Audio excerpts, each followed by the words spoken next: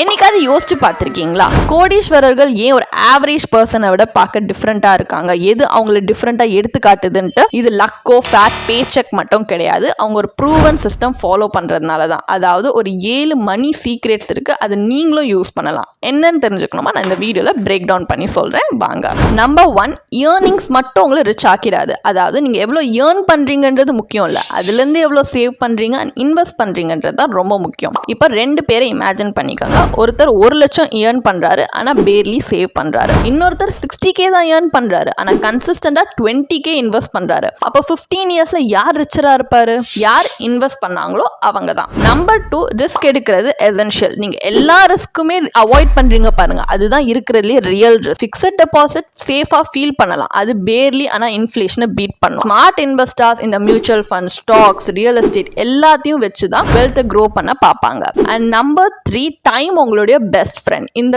Get rich quick schemes எல்லாம் மறந்துருங்க. ஏன்னா wealthy பீப்புளுக்கு தெரியும் நம்ம எவ்வளோ டைம் மார்க்கெட்ல இன்வெஸ்டடா இருக்கோமோ அது கண்டிப்பா மார்க்கெட்டை டைம் பண்றதை விட எப்பவுமே பீட் பண்ணி காட்டும் அப்படின்னு. இயர்லியா இன்வெஸ்ட் பண்ணுங்க, பேஷண்டா இருங்க, காம்பவுண்டிங் அதோட மேஜிக்கா பண்ண விடுங்க. அண்ட் நம்பர் 4, உங்க ஃபினான்ஷியல் கோல்ஸை எழுதி வைங்க. கோடீஸ்வரர்கள் ட்ரீம் மட்டும் பண்ண மாட்டாங்க, அவங்க ஆக்சுவலி பிளான் பண்ணுவாங்க. அண்ட் ஸ்டடிஸ் என்ன சொல்லுதுன்னா, நம்ம ஃபினான்ஷியல் கோல்ஸை நம்ம எழுதி வைக்கிறதுனால அது சக்சஸ் ரேட்டை பூஸ்ட் பண்ணுது அப்படின்னு. உங்க மணி கோல் என்ன, நீங்க என்னைக்காவது அது பேப்பர்ல எழுதிருக்கீங்களா? அண்ட் நம்பர் 5, எல்லா மில்லியனர்ட்டுமே 3 கீ அட்வைசர்ஸ் இருப்பாங்க. ஏன்னா சக்சஸ்ன்றது ஒரு சோலோ கேம் கிடையாது. ஃபர்ஸ்ட் ஒரு லாயர் இருப்பாங்க, ஏன்னா அவங்க அசட்ஸை ப்ரொடெக்ட் பண்ண. நெக்ஸ்ட் டாக்ஸ் எக்ஸ்பர்ட், ஸோ டாக்ஸஸ்ல இருந்து சேவ் பண்ண. அண்ட் ஃபைனலி ஒரு financial planner, long term wealth build பண்ண. 6th பாயிண்ட் என்னன்னா, அன்னெசரி எக்ஸ்பென்சஸை கட் பண்ணுங்க. இந்த ரிச் பீப்புள் பாத்தீங்கன்னா இம்பல்ஸ் பைஸ்ல மணியை வேஸ்ட் பண்ண மாட்டாங்க. ஒரு சிம்பிள் ட்ரிக் சொல்லட்டா, 24 hour ரூல்னு ஒன்று இருக்கு. நீங்க ஒரு நான் எசென்ஷியல் பர்ச்சேஸ் பண்றதுக்கு முன்னாடி